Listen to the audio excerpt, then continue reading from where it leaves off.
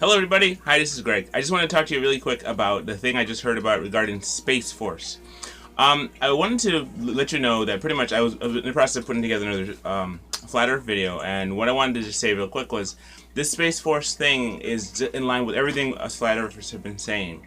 The government has been in control of the space industry, governments have been in control of space and all the information regarding space, including NASA and all the different things. And then you have yesterday, June 18th, President Donald Trump, signed into power, in executive orders, the sixth branch of the military called the Space Force. And so with that, when you have that idea, you fully understand what that means. What it's saying is that, they want to have a defense situation, space warfare out in space. And so we as flat earthers, we've always, held on to the belief that, like the Bible says, in Genesis chapter 1, that God has made the world and there's a firmament above us which we cannot get through. There's a firmament, and it talks about it also in Revelation chapter 4. It says about how there is the sea of glass, and that's below the throne of God. So below the throne of God is the sea of glass, and above our heads is the firmament, which is like a molten covered glass, the Bible talks about.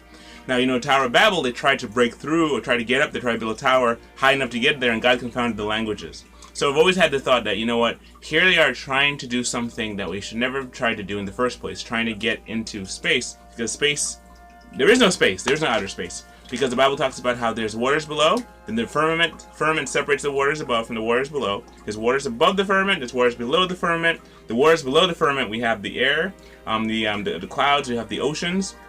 We have a lot of ocean water. They say we are pretty much should be called water instead of earth, because there's more water than earth in terms of our planet, in terms of our plane that we live on. However, above that, the Bible says that there's waters above, and below the throne of God is the sea of glass, and talked about in the book of Revelation.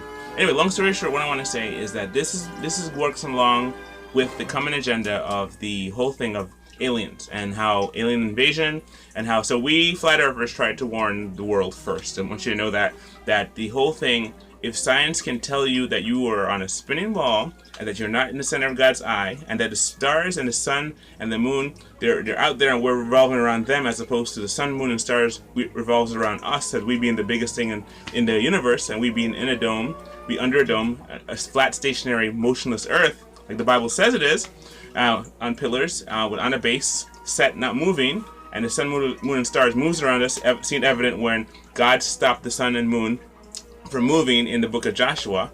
And so that is something there where God controls the sun, moon, and stars, and how it moves around us. The Bible talks about that, and how the waters, we are in the water and standing outside the water in terms of first